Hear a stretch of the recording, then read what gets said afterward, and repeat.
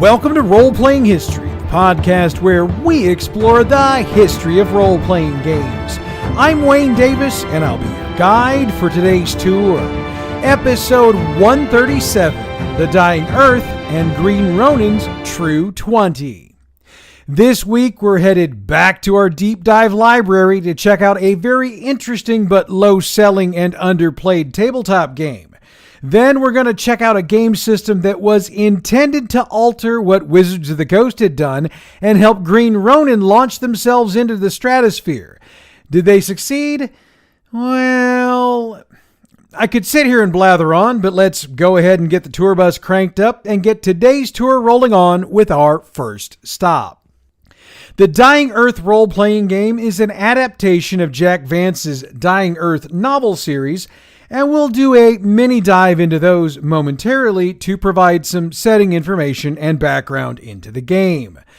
The game came into being when Pelgrane Press signed Robin Laws to a contract on November 1st, 1999, then revealed on January 20th, 2000 that he would be the core author of their new role-playing game based on Vance's stories set in those Dying Earth novels. Laws' exact title was Senior Designer, and he oversaw the team for the Dying Earth role-playing game as well as the setting, which they titled White-Walled Cain. Phil Masters, who was also a member of the creative team, contributed articles to a magazine Pelgrane Press created specifically to support the game, titled The Excellent Prismatic Spray. The game was officially rolled out in 2001 and rolled on for 8 years, with the original creative team providing several releases to support the core books and several other authors contributing materials of their own. However, by 2009, Pelgrane Press decided that the popularity of the game, or lack thereof from a sales standpoint, had led them to the decision to allow the license for Dying Earth to expire. However, if I may modify the old phrase, a funny thing happened on the way to the cancellation. When Pelgrane Press announced their closing out sale, the sales of the materials were so strong, Pelgrane Press decided that there was enough interest in the game that they maybe should renew the license. And in 2010, they decided to do so, adding the Giole Reach series of books from Vance to the license when they renewed. That necessitated another rule book, and Laws stepped up to the plate to handle that, and by the end of 2011, he'd created a Giole Reach role-playing game book that had rules for those books along with the Dying Earth books that also blended in elements of the Gumshoe system, which we covered in a previous episode of the show, which is available in the archives. The Dying Earth is not available in print anywhere I was able to find, but you can get Giole Reach in PDF form from DriveThruRPG for about $9, and I did check that before I recorded. They've got the Pelgrane Press license for the PDFs, so it is all legit. Let's get a couple of reviews in here before we move on to my dive into the Dying Earth series of books. And after my comments from my book review a couple of weeks ago, the irony is that the first comment is from Shannon Appelkline, whose comments come from Designers and Dragons in 2011. He says, quote, "The Dying Earth role-playing game is an RPG that does a superb job of capturing the feel of Jack Vance's foundational fantasy books. If you've always wanted to engage in amoral behavior under a wavering sun, this is your opportunity," end quote. John O'Neill reviewed the game for Blackgate in April of 2011. He said, quote, "There's plenty to enjoy about the Dying Earth RPG, even if you've never used the rules to guide your dice arm," end quote. He also noted that, quote, "The support materials were superb," end quote. So, since I didn't do any setting material during the deep dive of the game itself, let's talk about the Dying Earth books to actually give some setting materials. The Dying Earth novels are a fantasy series written by Jack Vance, an American author who originally published them between 1950 and 1984. The 4 books vary from short story collections to what are called a fix-up, which are novels created from older short stories. The 4 books in the series are The Dying Earth, released in 1950, The Eyes of the Overworld, released in 1966, Kujal Saga, released in 1983, and Rialto the Marvelous, which came out in 1984.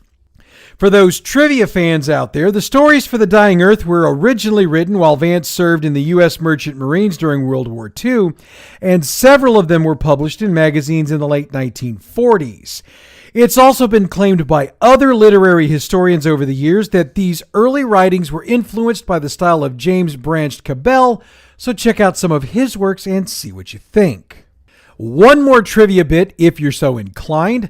Both the creators of D&D and the creators of Talislanta are on record as having been influenced at least in part by Jack Vance, so if you look at the early editions of those games, you can find at least a sliver of Vance's works in their creations. So let's get into the setting that is Dying Earth. The stories are set in the distant future. At this point, the sun is almost exhausted and magic has basically become the dominant force.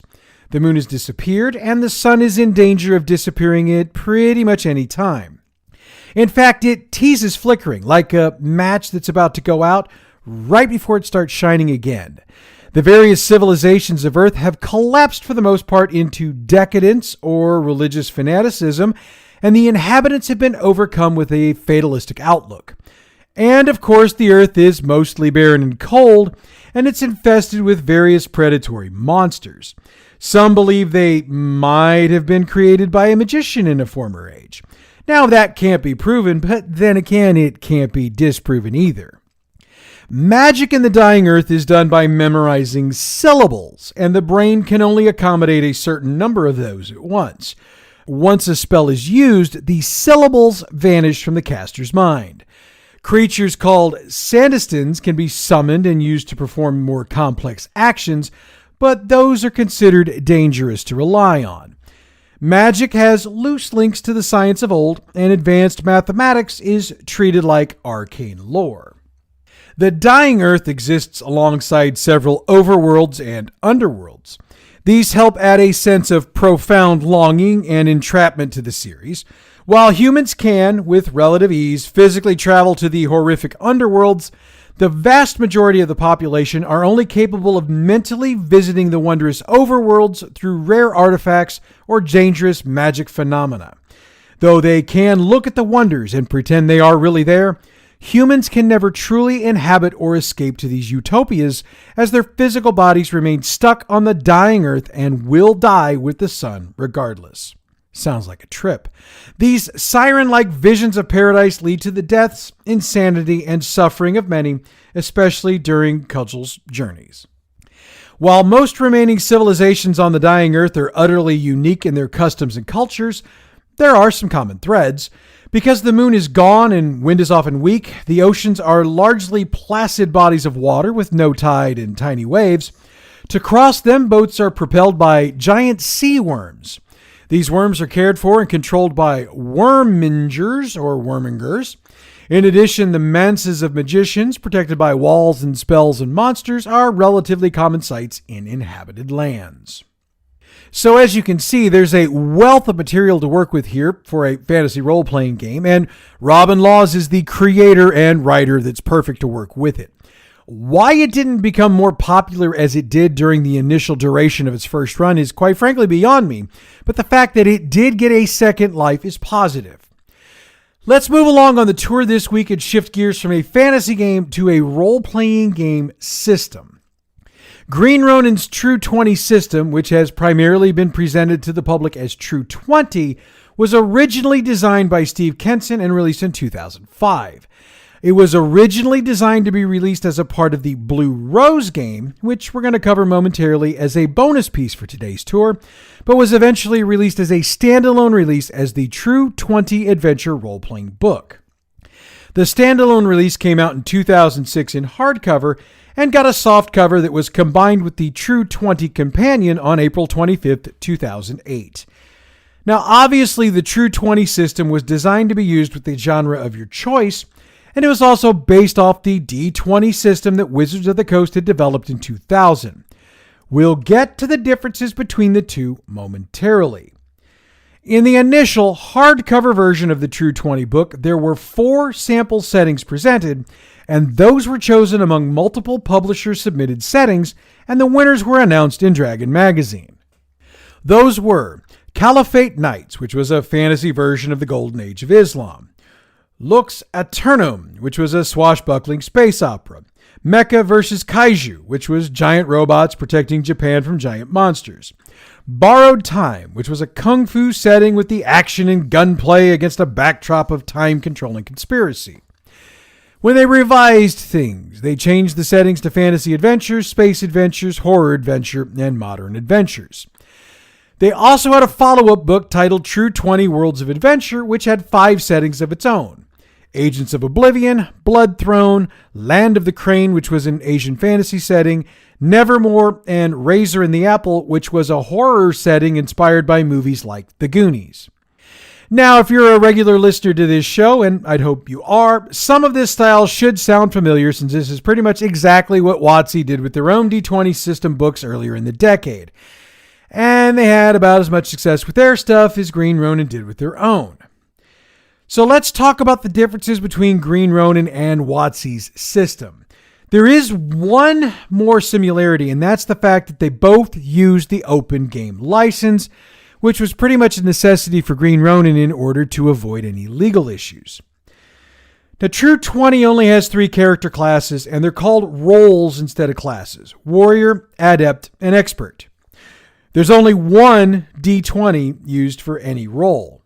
Ability scores are modifiers only, like +1 or +2, instead of the 3 to 18 ranges we're used to in the standard roles. There are no class-specific or restricted skills. That means any character could, in theory, have any skill.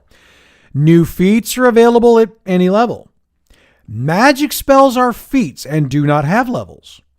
There are no hit points. Instead, there are damage conditions, like there are in Mutants and Masterminds, which makes sense since Mutants and Masterminds shares the True 20 system. There are no XP. Instead, characters increase in level at the narrator's discretion. Now, I mentioned that True 20 used the OGL, but if you wanted to use the True 20 logo on your stuff, it required a separate license and fee from Green Ronin. However, on April 12, 2008, Chris Pramas of Green Ronin announced that there was a new free licensing agreement that allowed third-party publishers to produce True 20 products. However, True 20 went the same route of WotC's D20 series of books, so if you're looking for them, you're going to need yourself a good used game shop or the usual sources for used game materials.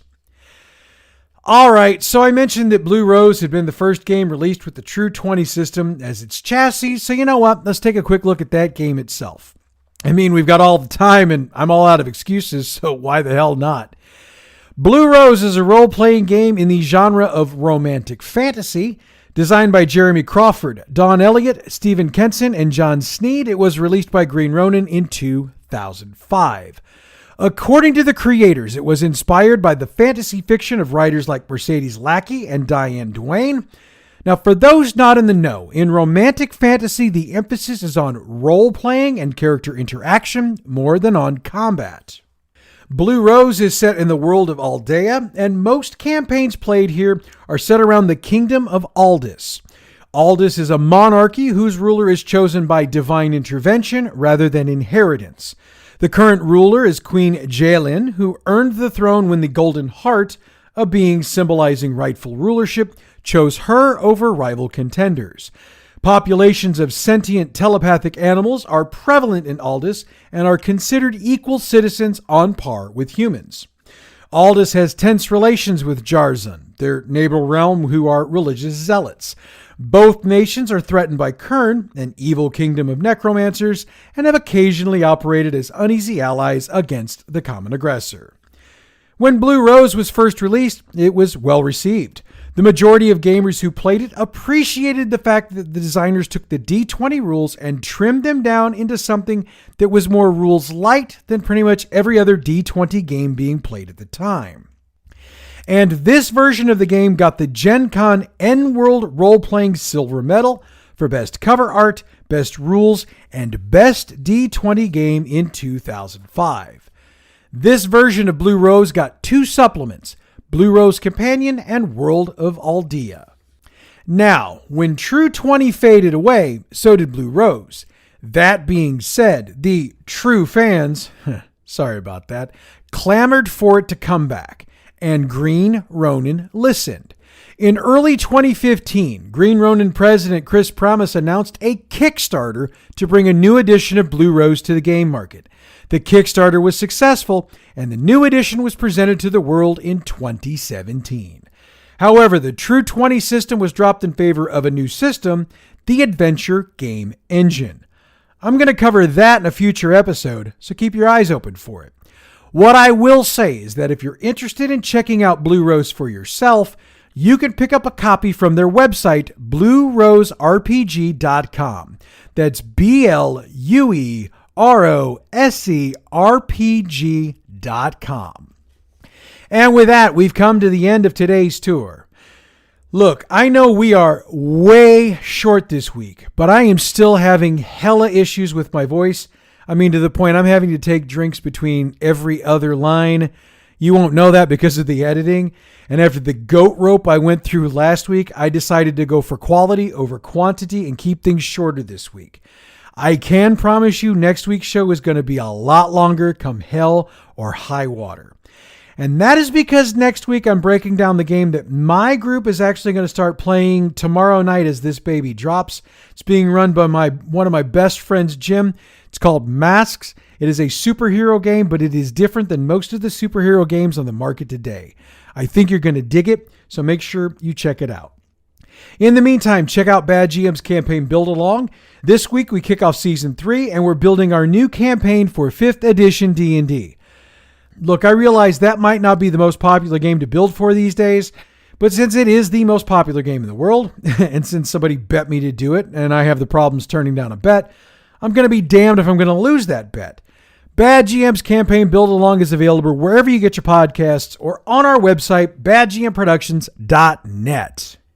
The theme music for Role-Playing History is Beyond New Horizons by Giole Fazzeri, and it's available from pixabay.com. Role-Playing History is a production of Bad GM Productions. We've got a presence all over social media, so check out the info box for this episode to see where you can follow us. So make sure you do so, since that's where I make announcements about what's going on with the shows in the company, and that's where you can drop your thoughts about what we're doing and give suggestions about what you'd like to see us do, and do that, because I like to hear from you. Next week, we're going to see what's going on behind the masks. No, that's not right. We check out the game Masks. Until then, I'm Wayne Davis, and you're Role-Playing History.